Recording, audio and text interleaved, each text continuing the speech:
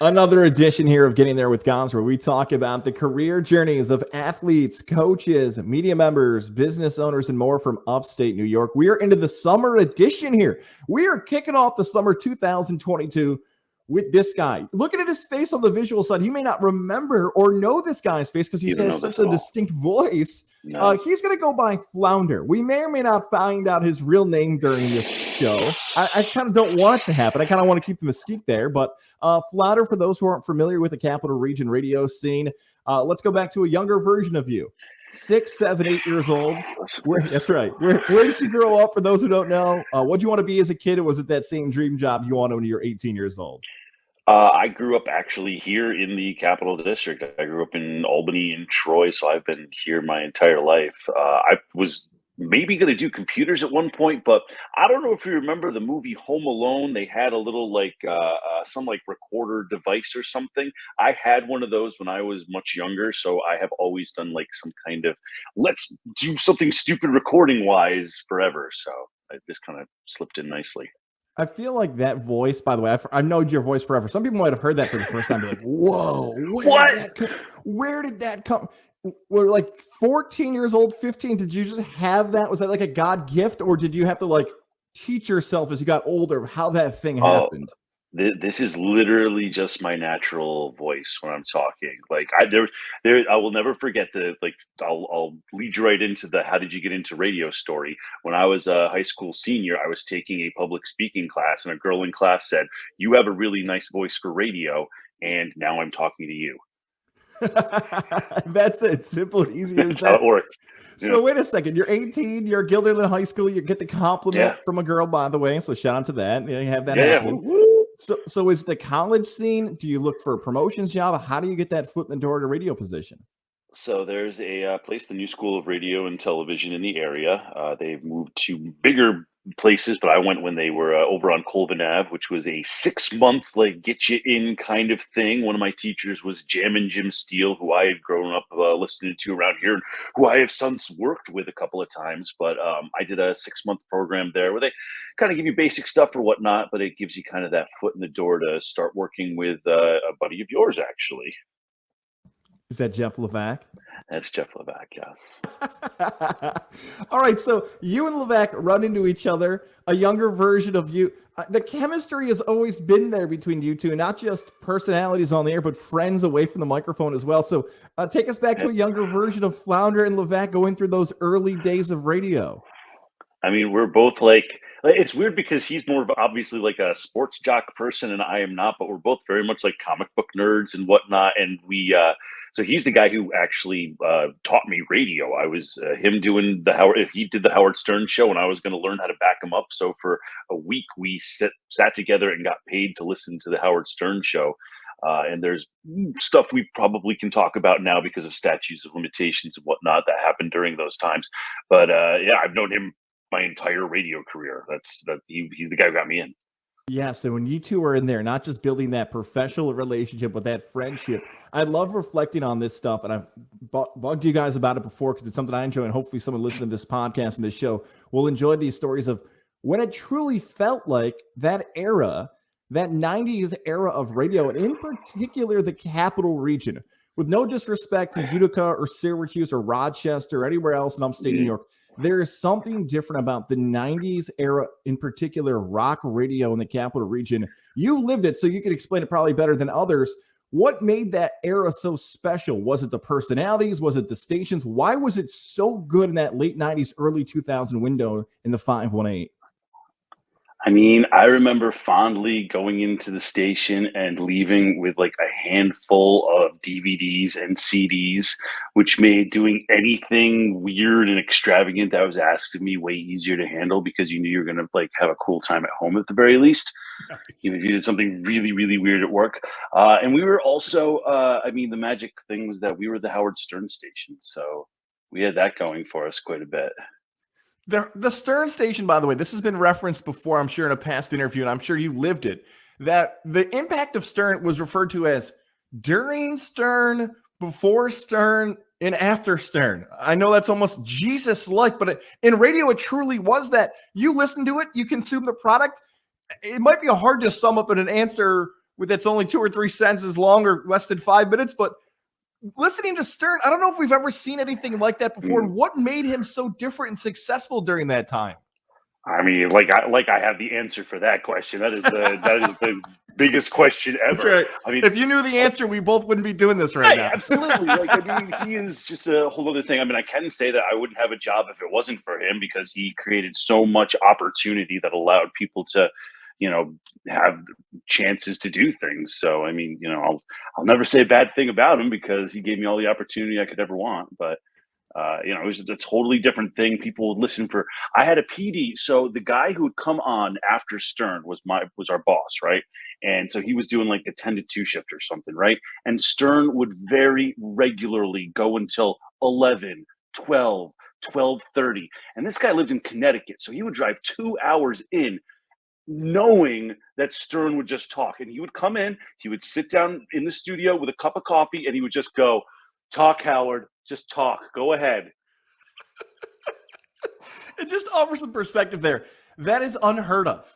Like blowing through breaks, having commercial stop sets that are 10 and 11 minutes. Nobody does that. That is not done, and it's still not done in 2022.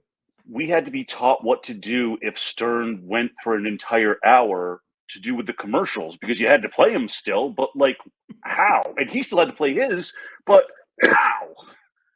Amazing, man. There were times where you play 20 minutes of commercials just because that's how the format of the show went, because it wasn't a normal format or anything like you'd expect. It was wild and crazy. It was the most fun, though. Now, even though Stern is dominating the airwaves throughout the capital region, there's other stations that are putting out great products as well. When do we hear you hit the air for the first time? And is it with the name Flounder? Did you ever go on the air without the name Flounder? Yes. I didn't go on with Flounder until I was doing, I think I was getting some kind of like regular Saturday shift or something, and that same PD had ended up giving me the name or whatnot. But beforehand, we went through a bunch of different things. Actually, the name that I was kind of planning on using at the time, I couldn't use, because it was a somewhat like Catholic church oriented thing, and my boss's name was also a kind of Catholic church oriented thing. So he was like, "No, you can't be that." So are you talking about like it was like Jesus or like communion or like Judas or? No, he was oh man, what was he going by? Like he was the Reverend Dave Hill is what he was going by. So and I was going to go with some like, man, I think it was bishop, like a bishop name or something. And he was like, "No, that's dude." This guy literally wanted me to because he would come in every morning and see me wearing a hooded sweatshirt. Was like, "You know what? We're going to call you the Unabomber." And then found out that the Unabomber's from our area, and was like, "Well, that one's not going to work either." No. When I hear the name, this is my life. This is terrible. No, like when I hear the name Flounder, I think about the movie Animal House. Is that the story behind it? That is specifically, I walked into the what shall they call me? We shall call you Flounder. I walked into that joke. There it is. And they're still calling me that. And there's the career right there. And that's it. That's it. That's how it happens. You can't name yourself. That's how it happens. Somebody randomly says something one day, and you're that for however long this is now. Is it rock radio overnights? Is it a different genre? What do you start off with Flounder on the air? No, I started directly. It was weird, dude. I used to see back when radio stations would wrap buses.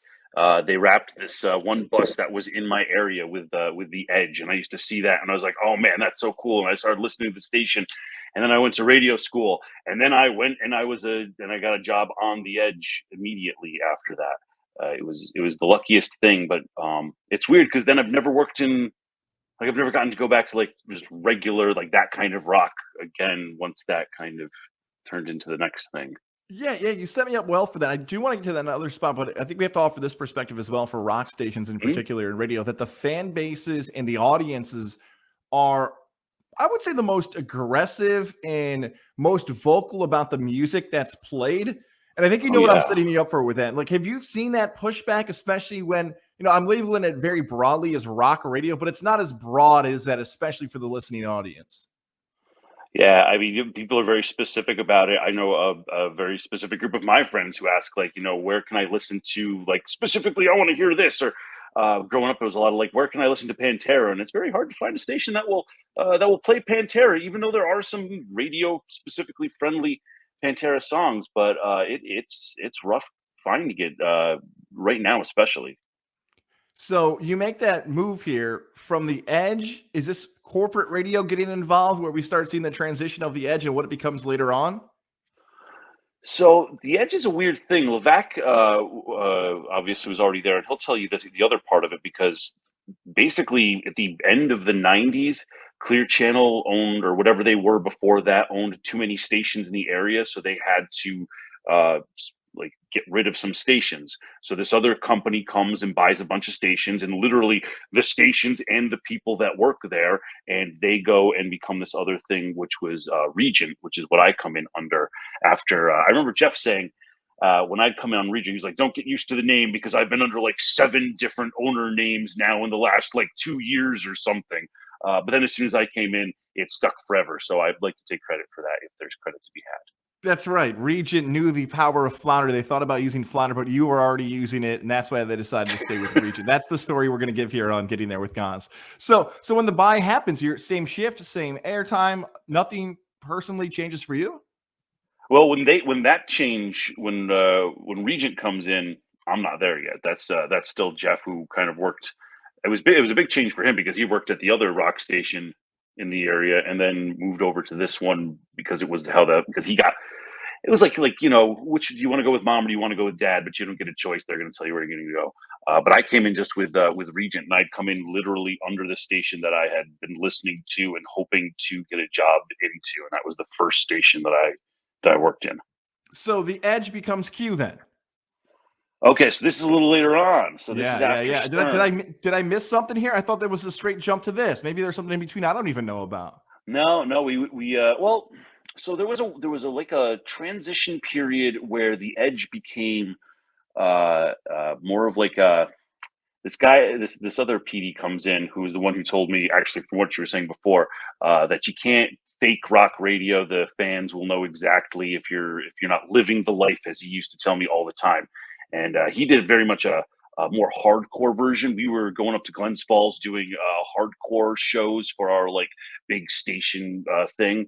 And then, but that was still, I think, with the tail end of Stern on that. And then once Stern went, they flipped over to the classic rock with Q. My favorite thing about this Q era for you, and maybe some people will remember this era, is the connection with you and Dalton Castle. Let's talk about your pal Castle a little bit. Let's go to the beginning. How did you guys actually meet? The high-powered personalities I'll describe you two as. Man, that is a he showed up one day. He was in the studio. That one day he was in the studio. I don't have anything better. With peacocks around him, I assume you just walked in and there were birds and the boys were with him. He was just waiting for you. Is that what happened? So I don't know about his other job for a very embarrassingly long time. I just know this dude who works at my station, and everybody likes to talk wrestling with him, but a lot of people in the radio community very much enjoy wrestling. So this was not a new thing. And it wasn't until maybe my 5th or 7th time of getting pizza on Mondays with Dalton that I realized it was so that he could carb up after doing a weekend of wrestling, and then use those carbs for the week to get ready for another weekend of wrestling. And then he would show me the videos where I learned about the peacocks and the boys and whatnot. Are you It's a happy? crazy way to learn. Yeah, are you happy you didn't know about it? Because you might have thought of him differently if you like knew that out of the gates of what he was doing. Yeah, you know what? I think I liked it better this way for sure. I had no idea why he was kind of like, I don't know. I mean, dude's a personality for sure. So you kind of don't necessarily, if you don't know his other thing, and he's kind of like, people in radio usually like walk around like they're the king or whatever, because that's kind of what you have to do to be in the job or whatnot. So it's like, oh, all right, well, this is just how that guy is. To know that, oh, that's how that guy is, but like for a whole nother reason as well. It was an interesting thing to find out. I'm sure these videos are still out there, and maybe you'll want them to get the clicks, maybe you won't. But I think it's at least nice to describe how in the world you two built chemistry together, because I would say you two are different, but those videos that you guys made are laugh out loud funny even years later. How did you guys realize like you guys were going to work together as a good team? It was one of those things where I legitimately we were told we were given a quota. We had to do so many videos and website things per day per week. So there was a bit of a survival thing considering nobody had gone to, I don't know, school or something for such a thing. So he was really good with video stuff. I noticed that right away. So as soon as he was going to be like doing something, I was just like going to be hanging around and seeing if they needed help as well. And then that just kind of turned into more and more as you kind of get to know each other and whatnot. It was a very organic kind of getting to know each other. There was this one time in a truck where he told me to swerve, and I did, and he was very unhappy about it because he did not expect me to follow his directions exactly. But there are growing pains in a relationship. It needs to be addressed too that this is a radio station in the like mid 2000s, early 2010s. This is happening where still at Yeah, this point in the history of radio, this is unheard of. Where like the DJs are going to go out and shoot video. I know that's hard for people to grasp in like in right. It's so 2022. regular now. This is like unheard of, uncharted waters, Mhm. whatever term we want to use. That all of a sudden the guys from the rock station, who people may have never seen for years, are going out and shooting these hilarious videos of, wait, is this really who they are? Is it? I know Yeah. the mic's off, but like, I think this is actually the people they've hired are Flounder and Dalton Castle.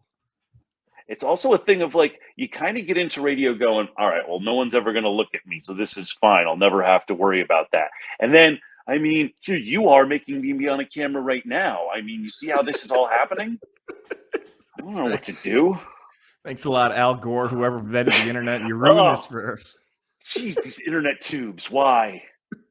Oh, So Dalton, for those who don't know, moves on to his full-time wrestling career. He does it. He does all that. But it yes. wasn't like the cleanest exit for Dalton. It seemed as if there was like some tension. Did you feel that even though this was really successful for you guys and you were doing well, like, all right, like there's a clock on this. This is not going to last forever for both of us. If the two of us had just been able to kind of stay in the status quo that we had kind of gotten to forever, I think it would have been fine. But things always change with your working life and what the expectations are, and if you do better, then they want you to do even better. So that can get very stressful. And Dalton, he had another thing going on, and there's a part of me that after stuff happened, I was kind of like, this is for the best because he's now getting to do this other thing, and look how big he's getting to do this other thing. So it was definitely a split focused thing. I think everybody wanted stuff things from him, and he had to And he, decide what he's going to do. yeah, and even though you guys are friends, like there is that part of like, okay, that's my friend, like we're getting things done. But professionally for you, it moves you to the afternoon drive on a rock station. And even though like that might not seem like a big deal, like, okay, I got in this profession to have one of those big time slots, morning drive or afternoon drive. And because Dalton leaves, you become the afternoon voice of Q, right? I specifically remember the day of because I don't remember why, but I was in the studio and our big boss comes in and goes, Dalton is no longer with us and you're going to start doing afternoons today.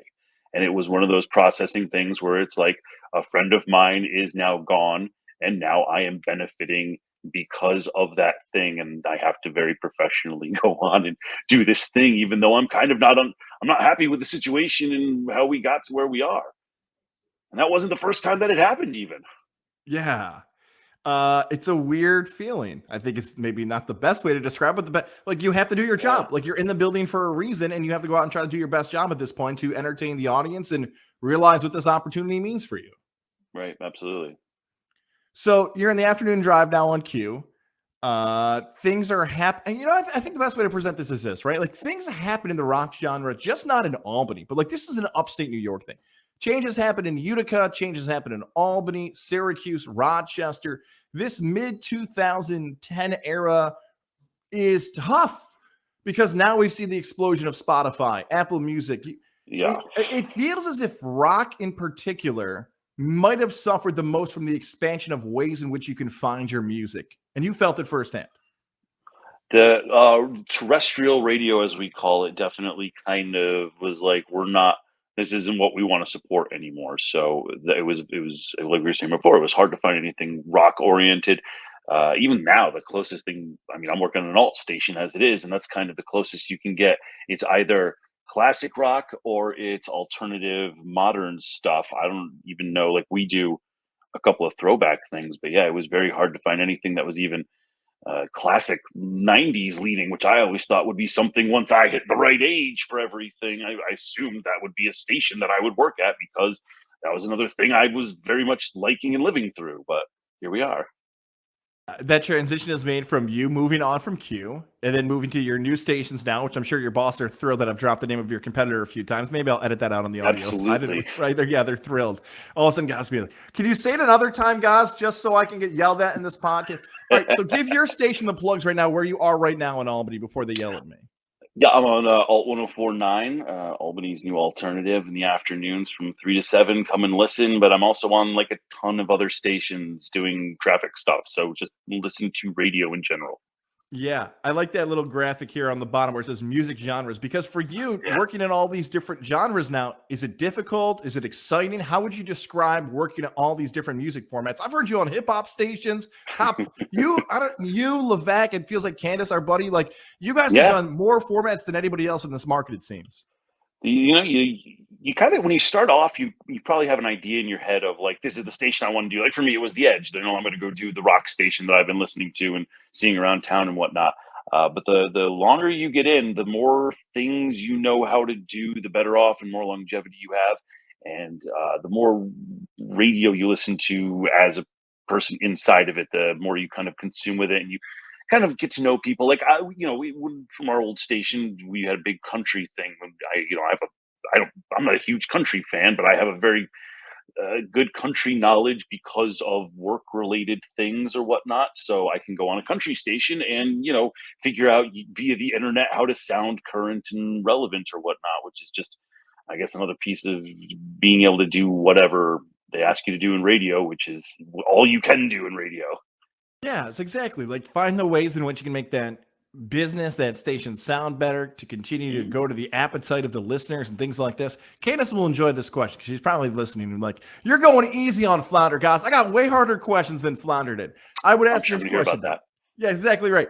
Would you feel as if in your new spot now and working with different stations, you are set up to succeed more to your strengths than maybe where you were at previous stations? Because we've touched on the transition of what they felt to be important, whether that be digital content from radio DJs and other things that in this new format, you're like, okay, I get this. I know what my value is to be here. I know what is expected of me. I know I can have more success doing this than maybe what I was asked previously to have success of.